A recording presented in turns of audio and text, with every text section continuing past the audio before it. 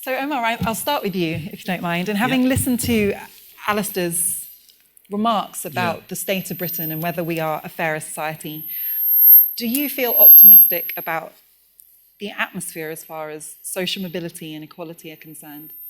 I mean, I think there has been a slight shift in rhetoric and narrative from the government, not least the announcement of the race disparity audit, the sort of transparency that provides in terms of data collection. I mean, those data were available, and Runnymede often has been writing reports. It's our 50th anniversary this year, and so we have 50 years of reports. But, you know, people expect the Runnymede Trust to say there's a lot of racial inequalities. For the government to be officially publishing it, I think gives that data a certain level of standing. But of course, we have been publishing reports for 50 years, and we haven't seen the progress we'd like. So data by itself obviously doesn't change things. We need to see more policy. I think on social mobility, I am a little bit concerned. I mean, I think there's a distinction we need to make between relative social mobility and absolute social mobility. So the absolute social mobility is when the nature of the labor market changes so that there's more room at the top is the way to describe it.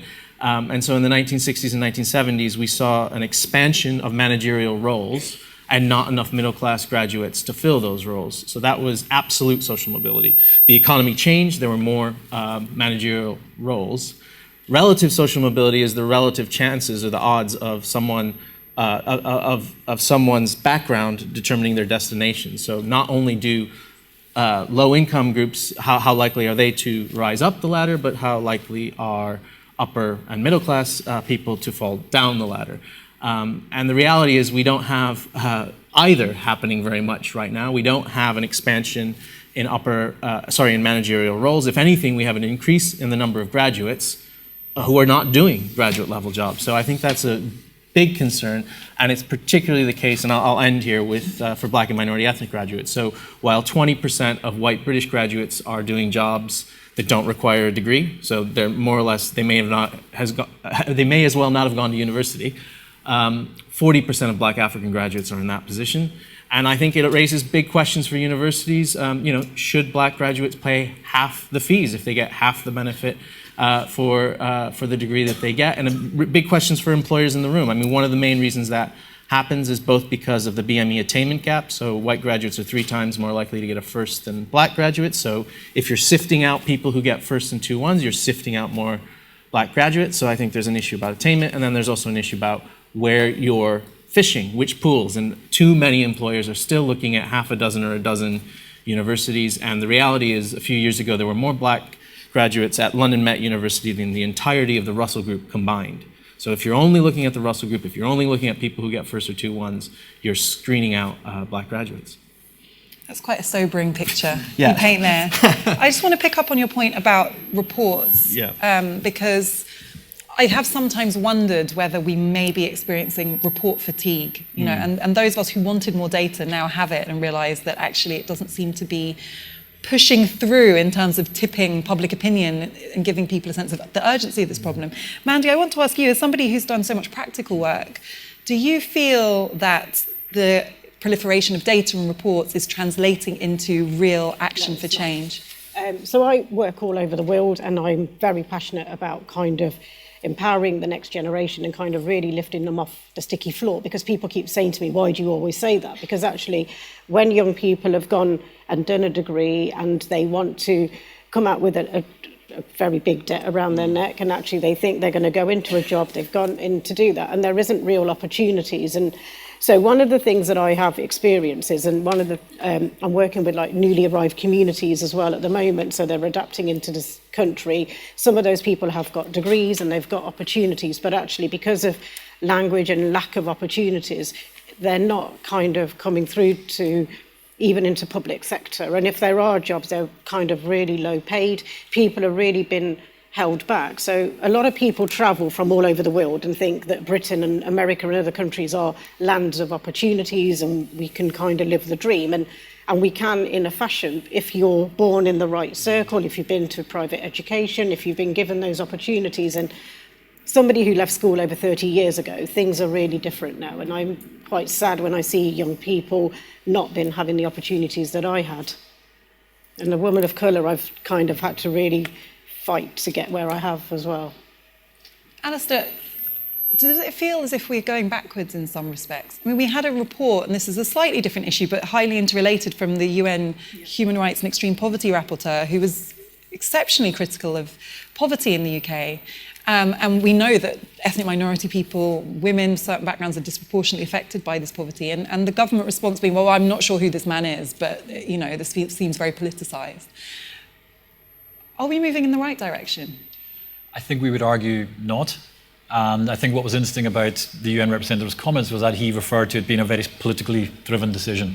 It's not an inevitable set of progress. This is the specific result of a set of policies which are translating into regression, and particularly for regression for certain groups. And while I've described the picture as mixed, I think we overall have a negative view as to some of these indicators, and some from the most basic level of infant mortality rising for the first time in decades, right the way through to poverty and changes to the criminal justice system. We are concerned that, and we carefully considered how to frame this, and I think that two-speed society that we've talked about, I think, aligns with what my colleagues have said in terms of it's not just regression, but it's particularly magnified on people who are already disadvantaged, and it's multidimensional. If you're a person of colour who's also disabled and also a woman, then your pay gap is going to be that much bigger, or you will not even be in employment, for example. Certain groups overrepresented in the criminal justice system don't even have a chance to participate in the labour market. And our concern is that a lot of these are political choices rather than inevitabilities. And our particular concern is that, and what we push for in terms of immigration, in terms of welfare, is that the cumulative impact of these policies isn't considered. As I said in my presentation, nobody experiences any of these things in isolation. We all experience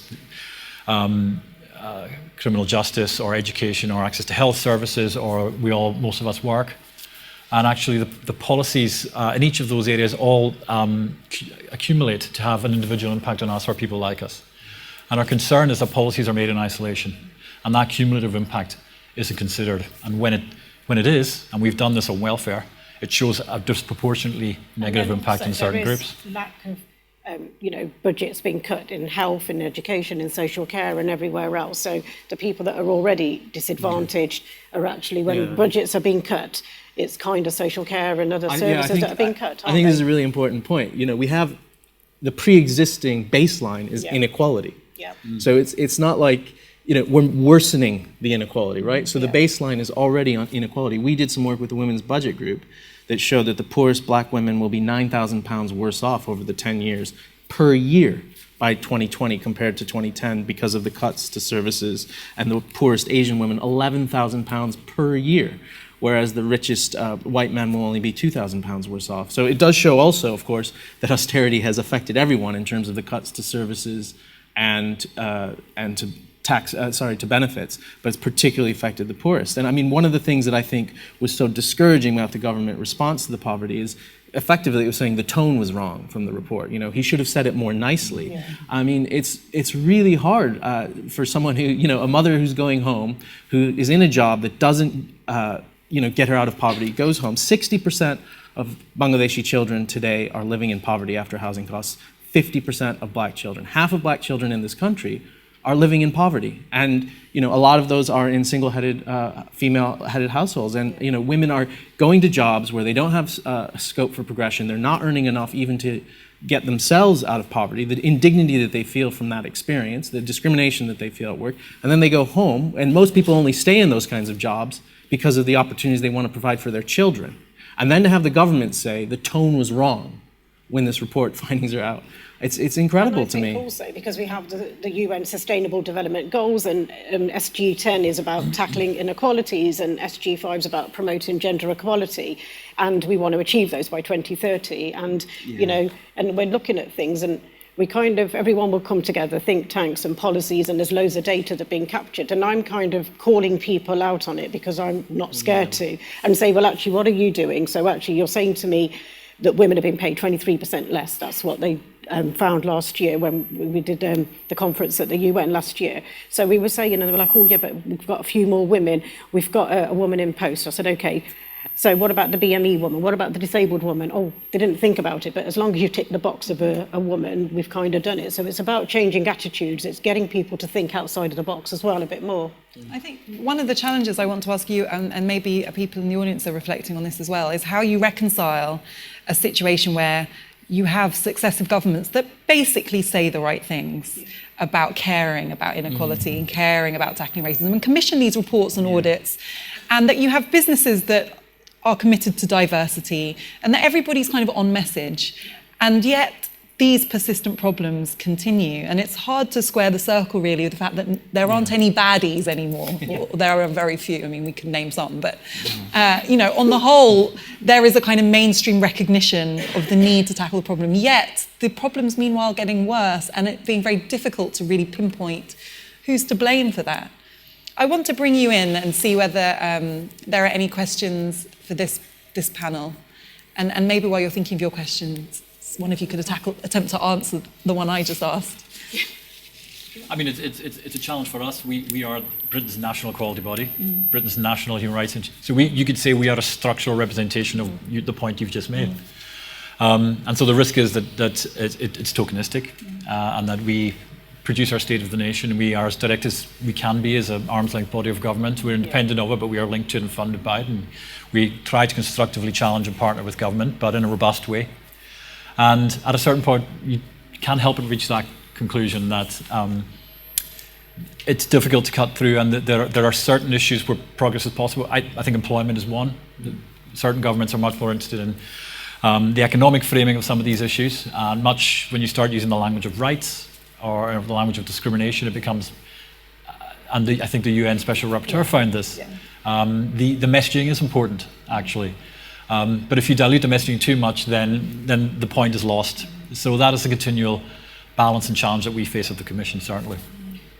And there's also inequalities in a city, for instance. So say if, like, say Coventry or somewhere, Birmingham, and people live in a certain area, so they could live in the south of the city where there's, links, there's good jobs and everything else, and you live, say, like north of the city, and your life expectancy is like 10 or 12 years less, that should not be happening in the 21st century in Britain. And, I know I talk about work across the world, but actually if we bring it back home to the UK, the inequality is so current and kind of so, isn't it? I mean, I think the other thing is there's been this deliberate sort of othering of people who are on benefits, of people who are migrants, and it's sort of, it makes it feel like those people just need to pick themselves up by their bootstraps, take on responsibility.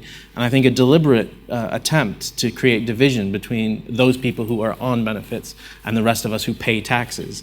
And I think you saw that with Windrush as well. There's been, a generation. I mean, it's not just this government, actually. It goes back to all post-war governments that really cracked down on immigration, from Labour governments to Conservative governments, that saw being tough on immigration as being necessary for good race relations. I think the other point, especially because next February is the 20th anniversary of the Stephen Lawrence Inquiry report, obviously that report found that the police were institutionally racist. And I think that framing of structural inequality, of institutions, is still quite uncomfortable for people. And I think it was a lost opportunity, both in terms of the police's willingness to hear why, the findings of the Lawrence Inquiry, that it was limited to examining the police. So I think, first of all, it meant the police felt that they were, solely targeted. And I think, secondly, for a lot of white middle-class liberals, they were comfortable with the idea that the police were white working-class, thuggish kind of racists, whereas that's not us at all. And I think the failure to think more deeply about what those findings of the Lawrence Inquiry meant for fairness, for discrimination, for institutional change in culture, I still think we have a little bit of the view in Britain, even amongst employers, which is that we've got to fix the working class or the ethnic minority or the black person who's getting a job or the woman who doesn't quite fit our policies, rather than change our institutional practices. So fix the person who doesn't fit, rather than changing the institutions. And it's, I think... Wasn't it David Lammy recently did some research or some findings around about people in prison and the BME, wasn't it recently? Yeah. So, Things are still not... Yeah, and if you look at people McPherson and you look at that. Yeah, and for drugs if you look at convictions for drugs, if you look at the sentencing, white people are more likely to use drugs, black people are more likely to get longer sentences, less likely to be, put on parole, even though they're less likely to reoffend. So, yeah, there's a lot of inequalities in the criminal justice system. Yeah. Any questions from the floor? Yes, please. And then over here. Thank you. Hi, thank you very much for these very interesting comments. Yves Lemay from Moody's. The question, definitely plenty of gaps that needs to be addressed from different angles. Question I have is how do you motivate companies, employers, to become increasingly sensitive to D&I and have a strategy to employ a more diverse workforce to address some of these issues in the coming years? You mentioned, the shame approach in terms of spotlight, identifying companies that have not played a significant role so far in addressing these issues, but are there more strategies, more ways to encourage companies to really change their business culture and realize that from a business opportunity, actually, D&I can provide significant benefits? Thank you. And would you mind just introducing yourself briefly as well? I meant to ask people to introduce themselves before they ask a question. Yves Lemay from Moody's. Thank you very much. Yes. Yeah, and we had tech firms being kind of named and shamed this week because I think 12% have no ethnic minority people in senior leadership positions in FTSE 100. I think it is an important question. It speaks to the question of framing. So we need to find a better argument. I do think the business case has been tried. It's had some success. I think if you look at even just demographic change, that there were 1 million black and minority ethnic people in 1971. There are 8 million today, and there'll be 19 million by 2051, so you're seeing a huge change over the course of those 80 years, and that firms that don't take advantage of that talent will be missing out. In London today, 53% of those completing their GCSEs are BME. So obviously, I think employers realize in terms of hiring at the graduate level, and maybe we need to make that argument better. The ethnic minority employment gap represents 500,000 people not in work. So if black and minority people had the same employment rate as white British people, there'd be 500,000 more people in Britain working, getting the dignity of work, putting food on the table, not paying taxes. Paying taxes and not. Well, it depends who they're working for. Maybe not earning enough money to pay taxes, but not taking benefits, which is obviously the other point. But if we don't address it, by 2051, there'll be 1 million black and minority ethnic workers. So if the employment gap is not tackled, and one of the reasons I say that is in the 1980s, the employment gap was similar as it is today. So we're making progress, but not as well as we think. And one of the things I say, especially given Afua's first comments, the 1 million black and minority ethnic people in the 1970s, 2 million in the 1980s, were more likely to be migrants, less likely to have British qualifications. So some of the improvements that we're seeing in the labor market are not because of a decrease in discrimination necessarily, but because of the increased qualifications and the fact that until the 1980s, the vast majority of ethnic minorities are migrants and had overseas qualifications, may have not spoken English. So you'd anticipate that British-born Russell Group educated ethnic minorities would do better than their parents. And the fact that we're still seeing some of those gaps suggests that